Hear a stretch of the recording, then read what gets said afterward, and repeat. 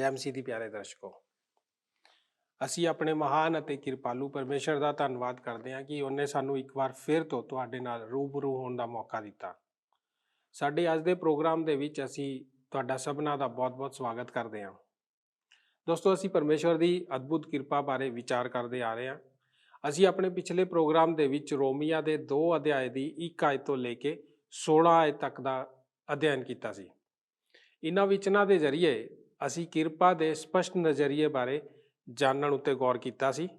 ਕਿਰਪਾ ਦੇ ਨਜ਼ਰੀਏ ਨੂੰ ਸਮਝਣ ਦੇ ਲਈ ਅਸੀਂ ਇੱਕ ਦਿਲਚਸਪ ਕਹਾਣੀ ਦੇ ਉੱਤੇ ਗੌਰ ਕੀਤਾ ਸੀ, ਜੋ ਕਿ ਇੱਕ ਕਿਸਾਨ ਅਤੇ ਇੱਕ ਧਰਮੀ ਪਵਿੱਤਰ ਵਿਅਕਤੀ ਦੀ ਸ਼ੇਰ ਦੀ ਪੂਛ ਨੂੰ ਫੜ ਕੇ ਰੱਖਣ ਬਾਰੇ ਆਪਸੀ ਗੱਲਬਾਤ ਦੇ ਉੱਤੇ ਆਧਾਰਿਤ ਸੀ। ਇਸ ਤੋਂ ਸਾਨੂੰ ਇਹ ਸਿੱਖਣ ਨੂੰ ਮਿਲਿਆ ਸੀ ਕਿ ਧਾਰਮਿਕਤਾ ਅਤੇ ਨੈਤਿਕਤਾ ਦੋਨੋਂ ਹੀ ਇਕੱਠੇ ਚੱਲਦੇ ਹਨ। ਜੇਕਰ ਅਸੀਂ ਧਾਰਮਿਕਤਾ ਅਤੇ ਨੈਤਿਕਤਾ ਦਾ ਪ੍ਰਚਾਰ ਨਹੀਂ ਕਰਦੇ ਤਾਂ ਅਸੀਂ ਆਪਣੀ ਵਿਸ਼ਵਾਸਯੋਗਤਾ ਨੂੰ ਖੁਆ ਸਕਦੇ ਹਾਂ। ਅਸੀਂ ਆਪਣੇ ਅੱਜ ਦੇ ਅਧਿਐਨ ਦੇ ਲਈ ਇਸੇ ਕਹਾਣੀ ਨੂੰ ਅੱਗੇ ਵਧਾਵਾਂਗੇ। ਤੇ ਆਓ ਫਿਰ ਅੱਜ ਦੇ ਪ੍ਰੋਗਰਾਮ ਨੂੰ ਸ਼ੁਰੂ ਕਰਦੇ ਹਾਂ।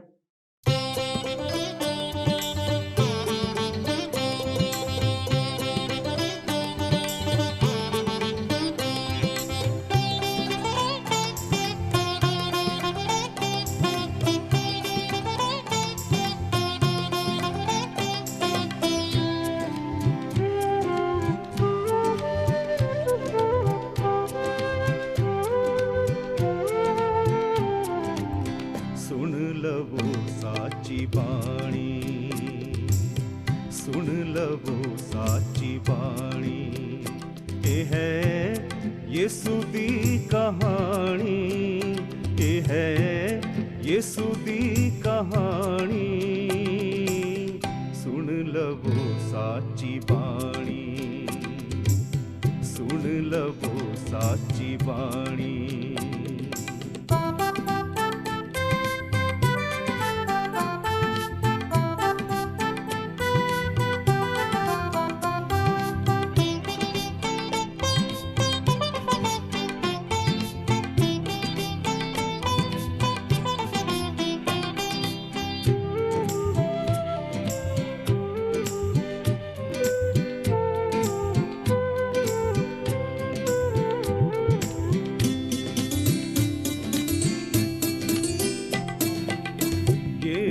जग विच आया, प्यार महान वखाया।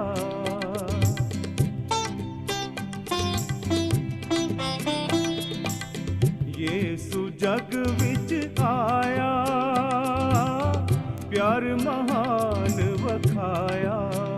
दिती सूली ते कुर्बानी, दिती सूली ते कुर्बानी। यीशु दी कहानी, सुन लवो साची बाणी, सुन लवो साची बाणी।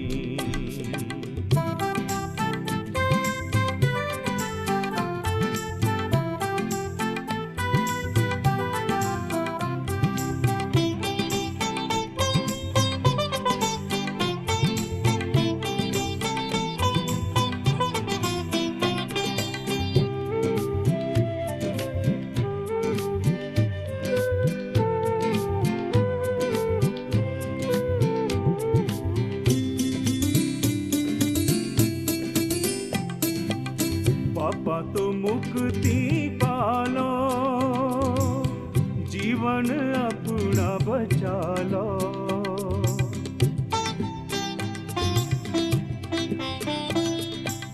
पापा तो मुक्ति पालो, जीवन अपना बचा लो। कंडे लावेगी जिंदगानी, कंडे लावेगी जिंदगानी। ये है यीशु दी कहानी, सुन लवो साची बाणी, सुन लवो साची बाणी। ये है यीशु दी कहानी, ये है यीशु दी कहानी। सुन लवो साची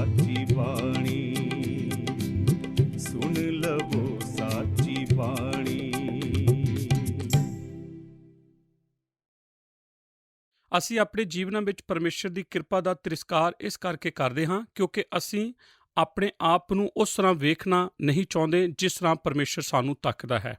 ਇਸ ਤਰ੍ਹਾਂ ਜੋ ਪੌਲੁਸ ਇਸ ਰੋਮੀਓ ਦੀ ਪੱਤਰੀ ਨੂੰ ਲਿਖਣ ਲਈ ਆਪਣੀ ਕਲਮ ਚੁੱਕਦਾ ਹੈ ਅਤੇ ਦੂਸਰੇ ਅਧਿਆਏ ਵਿੱਚ ਪਹੁੰਚਦਾ ਹੈ, ਜਰਾ ਹਿਸਾਬ ਲਗਾਓ ਕਿ ਉਹ ਕਿਹਦੇ ਬਾਰੇ ਗੱਲਬਾਤ ਕਰ ਰਿਹਾ ਹੈ।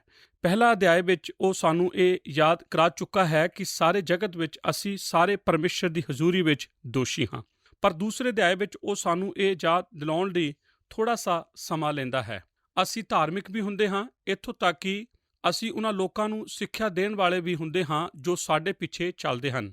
ਇੱਥੋਂ ਤੱਕ ਕਿ ਜਦੋਂ ਅਸੀਂ ਆਪਣੇ ਜ਼ਮਾਨੇ ਦੀਆਂ ਧਾਰਮਿਕ ਲਹਿਰਾਂ ਦੇ ਆਗੂ ਵੀ ਹੁੰਦੇ ਹਾਂ, ਜੇਕਰ ਅਸੀਂ ਸੁਚੇਤ ਨਾ ਹੋਈਏ ਤਦ ਅਸੀਂ ਉਹਨਾਂ ਵਰਗੇ ਅੰਨ੍ਹੇ ਹੋ ਸਕਦੇ ਹਾਂ। ਅਤੇ ਰੋਮੀਓ ਦੀ ਪੱਤਰੀ ਦਾ ਸਮੁੱਚਾ ਅਧਿਆਏ ਉਸ ਅੰਨ੍ਹੇਪਨ ਦੇ ਬਾਰੇ ਹੈ ਜੋ ਅਸੀਂ ਆਪਣੇ ਧਰਮ ਵਿੱਚ ਪਾ ਸਕਦੇ ਹਾਂ।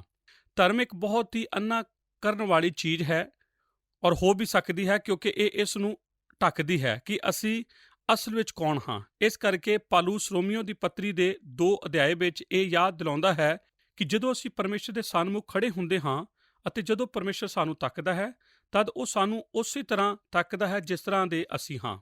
ਅਤੇ ਜੇਕਰ ਅਸੀਂ ਪਰਮੇਸ਼ਰ ਦੀ ਕਿਰਪਾ ਦੇ ਦੁਆਰਾ ਬਰਕਤ ਪਾਉਣ ਜਾ ਰਹੇ ਹਾਂ ਤਦ ਸਾਨੂੰ ਆਪਣੇ ਆਪ ਨੂੰ ਠੀਕ ਉਸੇ ਤਰ੍ਹਾਂ ਤੱਕਣ ਦੀ ਜ਼ਰੂਰਤ ਹੈ ਜਿਸ ਤਰ੍ਹਾਂ ਪਰਮੇਸ਼ਰ ਸਾਨੂੰ ਤੱਕਦਾ ਹੈ।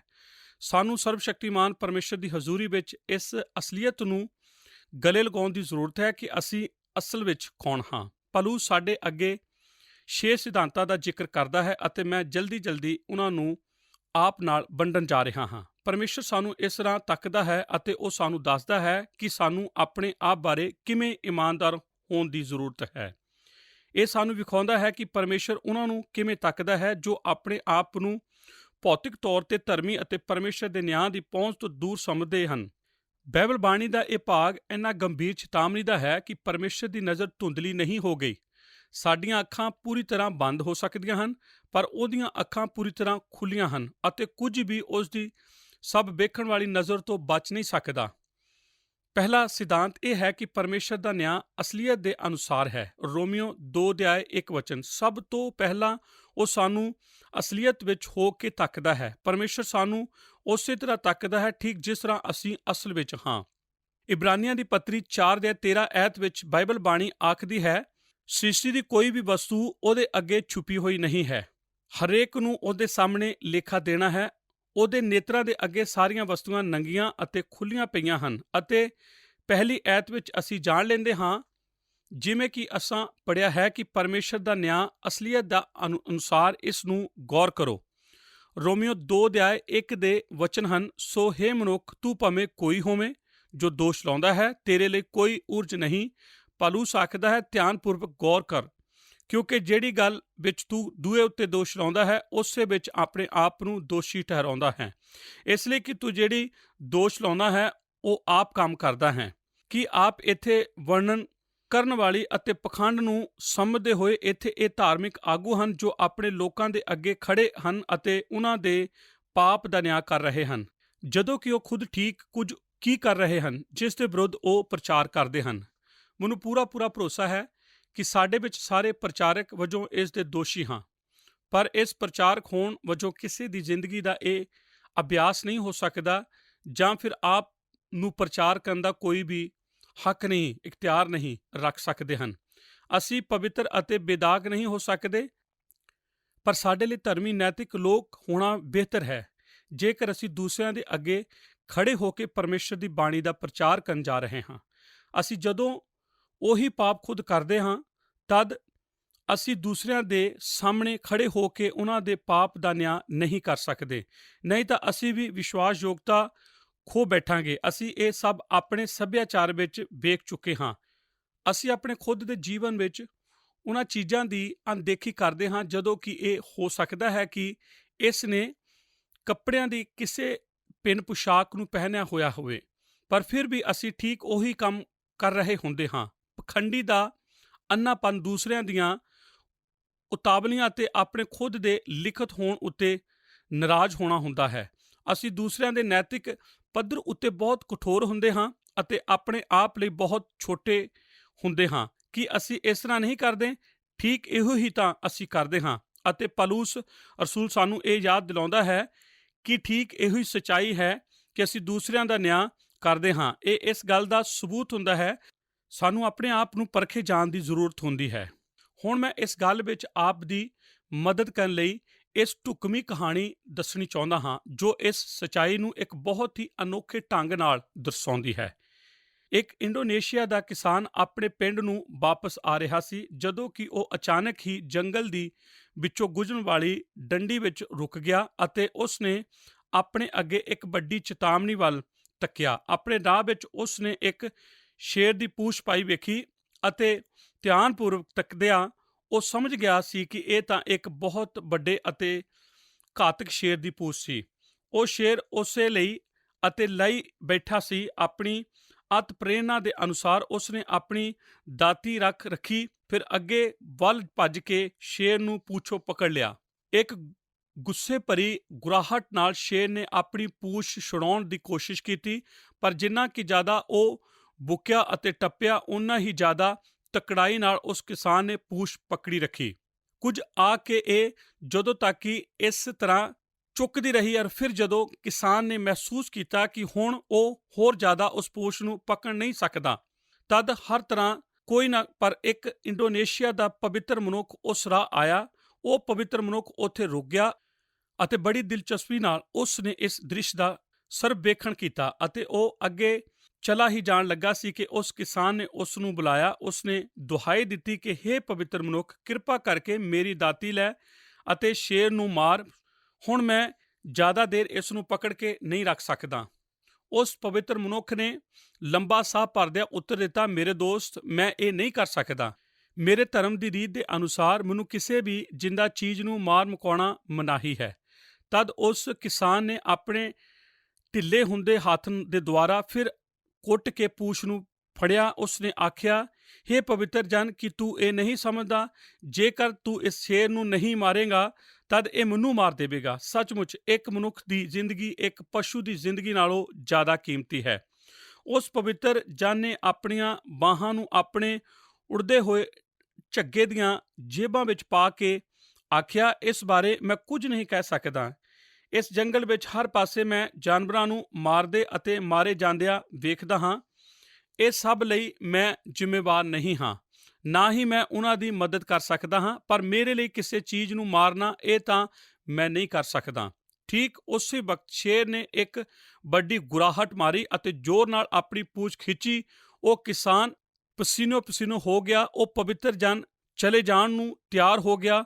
ਉਸ ਕਿਸਾਨ ਨੇ ਵੱਡੀ ਨਿਰਾਸ਼ਾ ਵਿੱਚ ਸ਼ਿਸ਼ਕੀਆਂ ਭਰਦੇ ਆਖਿਆ, ਨਾ ਜਾ, ਜੇਕਰ ਇਸ ਜਾਨਵਰ ਨੂੰ ਮਾਰਨਾ ਤੇਰੇ ਵਿਸ਼ਵਾਸ ਦੇ ਅਸੂਲ ਦੇ ਵਿਰੁੱਧ ਹੈ ਤਦ ਘੱਟੋ ਘੱਟ ਆ ਕੇ ਇਸ ਦੀ ਪੂਛ ਨੂੰ ਤਾਂ ਪਕੜ ਲੈ ਜਦੋਂ ਕਿ ਮੈਂ ਉਸ ਨੂੰ ਮਾਰਾਂ। ਉਸ ਪਵਿੱਤਰ ਜਨ ਨੇ ਰੋਕ ਕੇ ਸੋਚਿਆ, ਮੈਂ ਸੋਚਦਾ ਹਾਂ ਕਿ ਮੈਂ ਇਸ ਤਰ੍ਹਾਂ ਤਾਂ ਕਰ ਸਕਦਾ ਹਾਂ।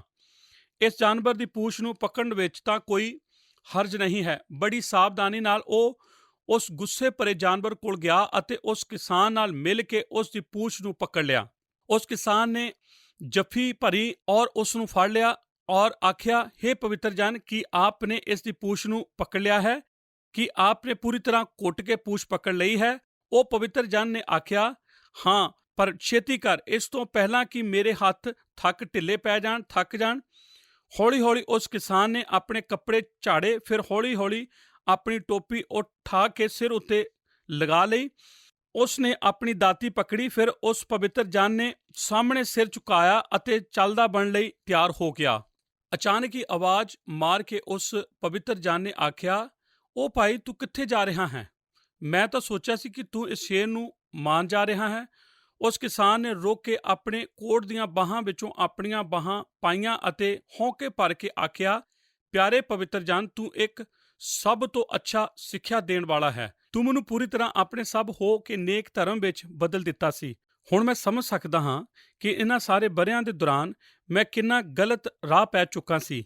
ਮੈਂ ਇਸ ਸ਼ੇਰ ਨੂੰ ਨਹੀਂ ਮਾਰ ਸਕਦਾ ਸੀ ਕਿਉਂਕਿ ਇਸ ਤਰ੍ਹਾਂ ਕਰਨਾ ਸਾਡੇ ਪਵਿੱਤਰ ਧਰਮ ਦੇ ਅਸੂਲਾਂ ਦੇ ਵਿਰੁੱਧ ਹੈ, ਜਿਵੇਂ ਕਿ ਆਪ ਨੇ ਸਾਨੂੰ ਸਿਖਾਇਆ ਹੈ।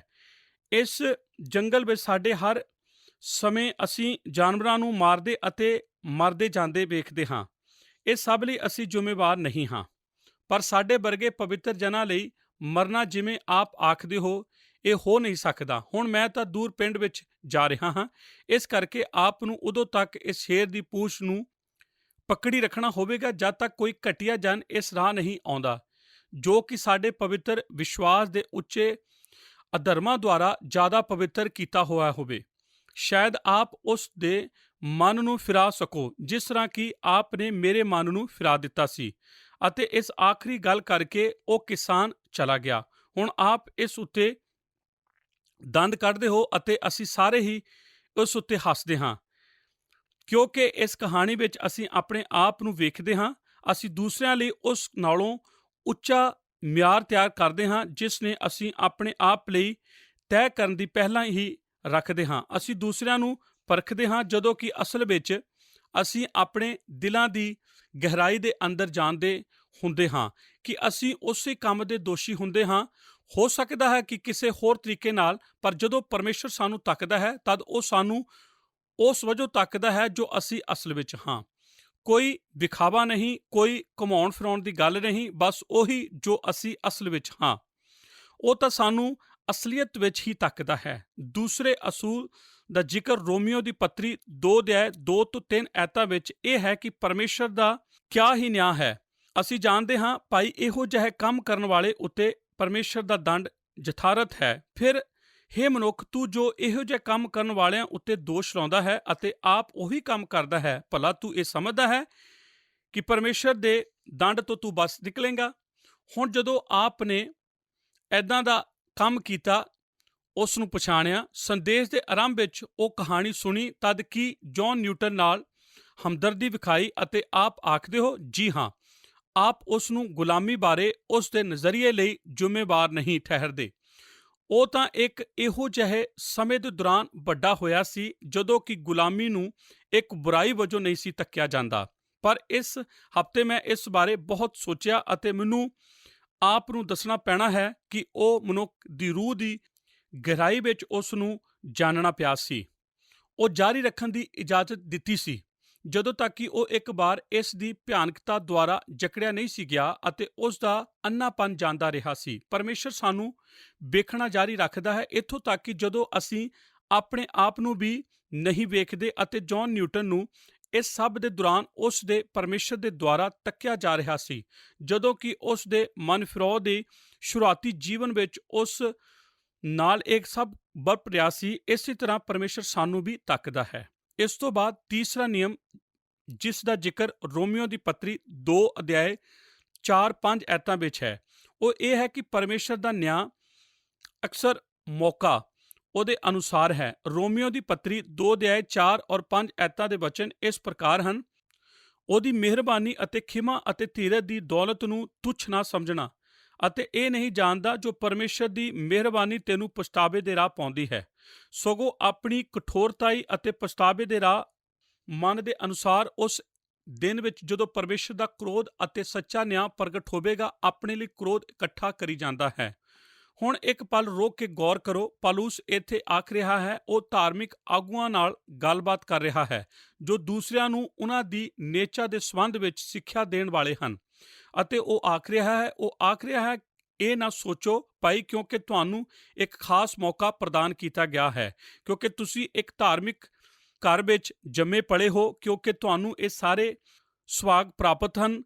ਇਸ ਕਰਕੇ ਤੁਸੀਂ ਇਹ ਨਾ ਸੋਚੋ ਕਿ ਇਹ ਸਭ ਪਰਮੇਸ਼ਰ ਨੇ ਤੁਹਾਨੂੰ ਜਿਸ ਤਰ੍ਹਾਂ ਦੇ ਤੁਸੀਂ ਹੋ ਉਸ ਤਰ੍ਹਾਂ ਦੇ ਤੱਕਣ ਤੋਂ ਰੋਕਣ ਜਾ ਰਿਹਾ ਹੈ।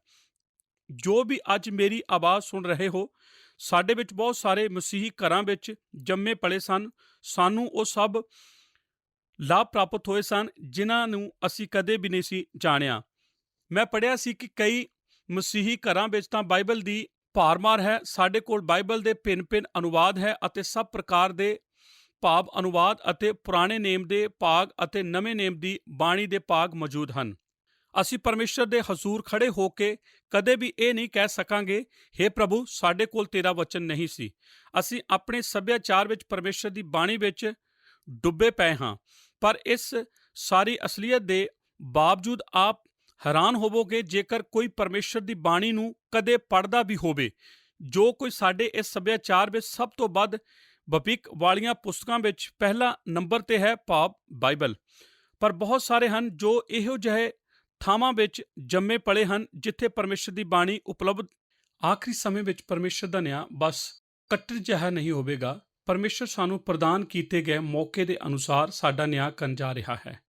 ਇਸ ਲਿਹਾਜ਼ ਨਾਲ ਨਹੀਂ ਕਿ ਅਸੀਂ ਸਵਰਗ ਨੂੰ ਜਾਵਾਂਗੇ ਜਾਂ ਨਹੀਂ, ਪਰ ਇਸ ਤਰ੍ਹਾਂ ਕਿ ਸਾਨੂੰ ਖੁਸ਼ਖਬਰੀ ਦੀ ਪੇਸ਼ਕਸ਼ ਕੀਤੀ ਜਾਣ ਤੋਂ ਪਹਿਲਾਂ ਕੀਤੇ ਸਾਡੇ ਕੰਮਾਂ ਦੇ ਅਨੁਸਾਰ ਸਾਡਾ ਨਿਆਂ ਕੀਤਾ ਗਿਆ ਹੈ ਕਿ ਨਹੀਂ।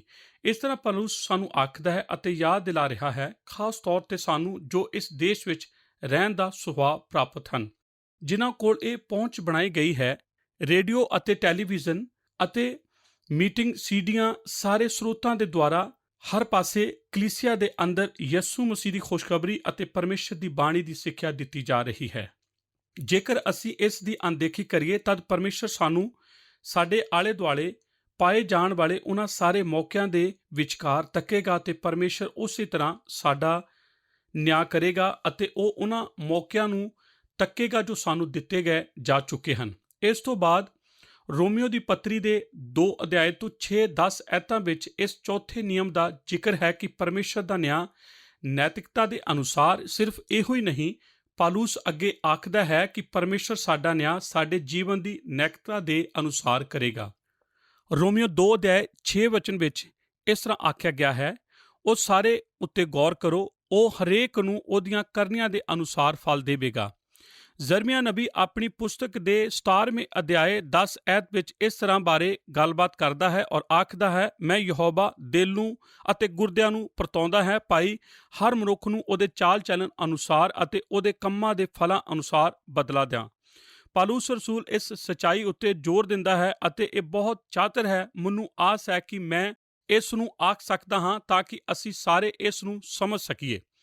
ਅੱਜ ਸਾਡੇ ਜਗਤ ਵਿੱਚ, ਠੀਕ ਸਾਡੇ ਸ਼ਹਿਰ ਅਤੇ ਪਿੰਡ ਵਿੱਚ, ਸਾਡੇ ਸਾਰੇ ਕੋਲ ਇੱਕ ਲਾਭ ਹੈ ਜੋ ਕਿ ਇੱਕ ਘਾਟਾ ਹੋ ਸਕਦਾ ਹੈ ਅਤੇ ਇਹ ਇਸ ਤਰ੍ਹਾਂ ਹੋ ਸਕਦਾ ਹੈ ਕਿਉਂਕਿ ਸਾਡੇ ਇਹ ਸਭ ਦੀ ਬਹੁਤ ਪਹੁੰਚ ਹੈ, ਜਿਵੇਂ ਕਿ ਪਰਮੇਸ਼ਰ ਦੀ ਬਾਣੀ ਦੀ, ਯਿਸੂ ਮਸੀਹ ਦੀ ਕਲੀਸਿਆ ਅਤੇ ਜਿਸ ਤਰ੍ਹਾਂ ਉਹਦੀ ਭਗਤੀ, ਉਹਦੀ ਬੰਦਗੀ ਕਰਨ ਨੂੰ ਚਾਹੀਏ, ਉਸੇ ਤਰ੍ਹਾਂ ਬੰਦਗੀ ਕਰਨ ਦੀ ਆਜ਼ਾਦੀ ਅਤੇ ਛੋਟੇ ਤੋਂ ਛੋਟੇ ਟੋਲੀਆਂ ਵਿੱਚ ਸੰਗਤ ਕਰਨ ਦਾ ਮੌਕਾ ਅਤੇ ਦੂਸਰੇ ਮਸੀਹਾਂ ਦੇ ਹੌਸਲਾ ਅਫਜ਼ਾਈ ਜੋ ਕਿ ਸਾਡੇ ਆਲੇ ਦੁਆਲੇ ਹਨ। ਜੇਕਰ ਅਸੀਂ ਸੁਚੇਤ ਨਹੀਂ ਹਾਂ ਤਦ ਅਸੀਂ ਠੀਕ ਪਰਮੇਸ਼ਰ ਦੀ ਬਰਕਤ ਨੂੰ ਵੀ ਨੇਚਾ ਸਾਡੀ ਧਿਆਨਧਾਰੀ ਤੋਂ ਰੋਕ ਸਕਦੀ ਹੈ। ਅਸੀਂ ਇਸ ਤਰ੍ਹਾਂ ਸੋਚਣਾ ਆਰੰਭ ਕਰ ਸਕਦੇ ਹਾਂ ਕਿ ਬਰਕਤ ਖੁਦ ਹੀ ਉਹ ਮਸਲਾ ਹਨ।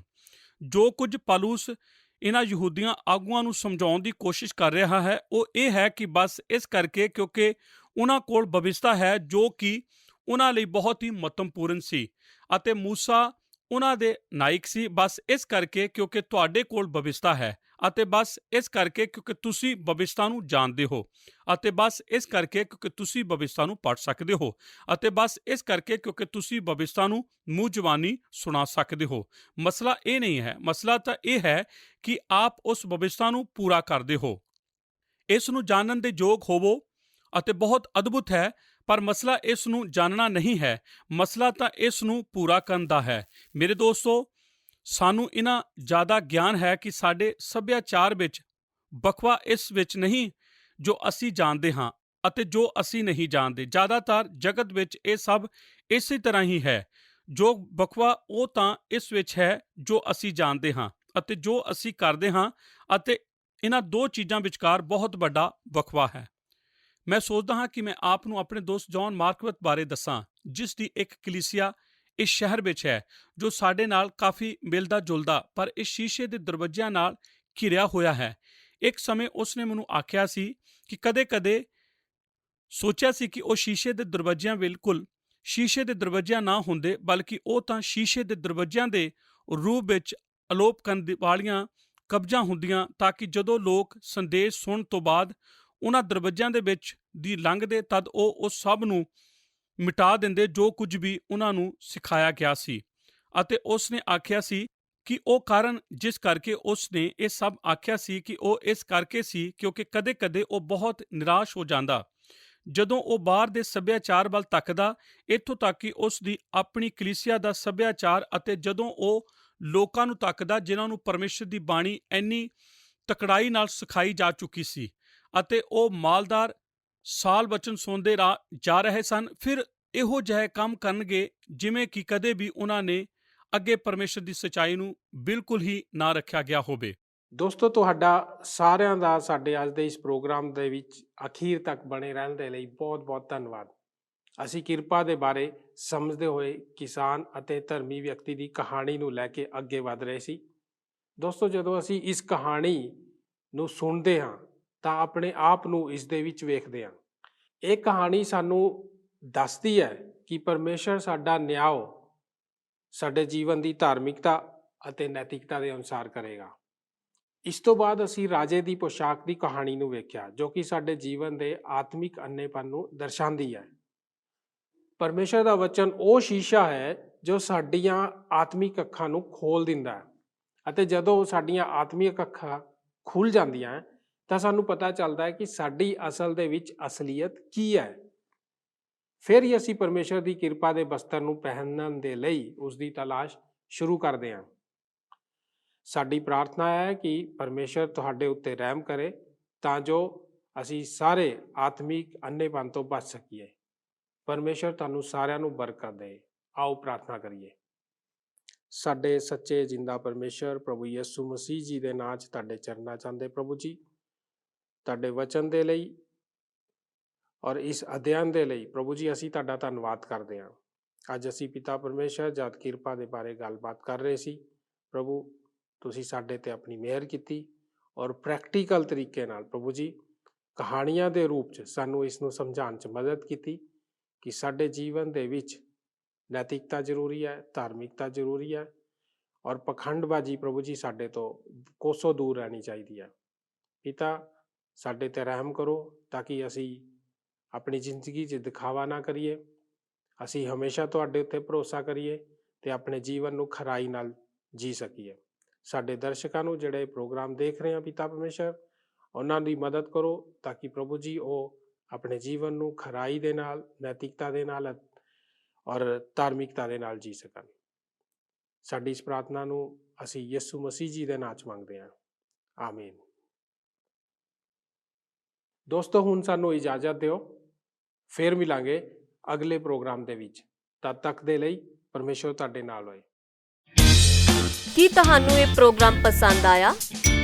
ਹੁਣੇ ਸਾਨੂੰ ਇੱਕ ਮਿਸ ਕਾਲ ਦਿਓ ਤੇ ਤੁਸੀਂ ਅਗਲੇ ਜੇਤੂ ਹੋ ਸਕਦੇ ਹੋ।